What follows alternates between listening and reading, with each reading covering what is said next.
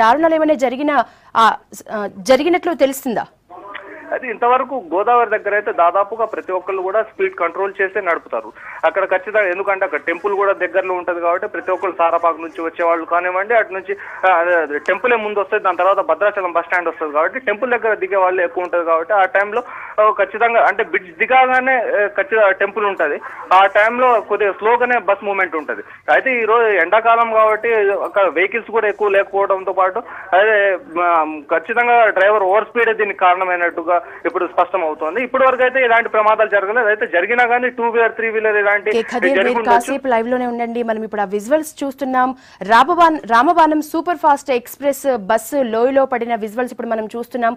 అది లోయ పైనుంచి దాదాపు కొన్ని 5-6 పల్టీలు కొట్టి అంత లోయలో, అంటే లోయ కూడా చాలా లోతుగా మనకు ఉన్నట్లు తెలుస్తోంది. అంత లోతులో ఆ బస్సు పడిపోయింది. అది రివర్స్ లో ఉంది. ఇప్పుడు మనం చూస్తున్నాం బస్సు మొత్తంగా కూడా తిరగబడి ఉంది. సో ప్రయాణికులు ఖచ్చితంగా ఎక్కువ మందే చనిపోయినట్లు, చనిపోయే అవకాశం ఉన్నట్లు మనం అంచనా వేయొచ్చు.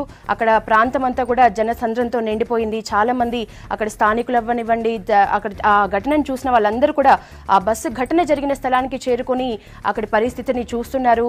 పోలీస్ డిపార్ట్మెంట్ కి సంబంధించిన వాళ్ళు కూడా అక్కడ మనకు కనిపిస్తున్నారు. మొత్తానికి చాలా దారుణం జరిగిందని చెప్పొచ్చు. ఈ రామబాణం ఎక్స్ప్రెస్ సారపాక నుంచి భద్రాచలానికి వెళ్తోంది. దాంట్లో భద్రాచలంకు వెళ్లే ప్రయాణికులు ఉండే అవకాశం ఉంది.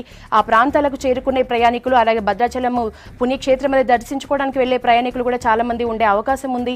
ఏదేమైనప్పటికీ చాలా దారుణమైన ఘటన జరిగిందని చెప్పొచ్చు. బస్ పూర్తిగా పల్టీలు కొడుతూ సుమారు 4 నుంచి 5-6 పల్టీలు కొట్టి బస్సు చివరికి ఆ లోయలో పడిపోయింది. లోయ కూడా చాలా లోతుగా ఉన్న దృశ్యం మనం ఇప్పుడు చూడొచ్చు.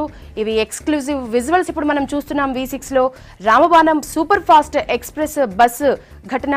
సారపాక నుంచి భద్రాచలం వెళ్తున్న ఈ బస్సు గోదావరి నది నుంచి లోయలో పడిపోయింది. గోదావరి బ్రిడ్జ్ నుంచి లోయలో పడిపోయింది.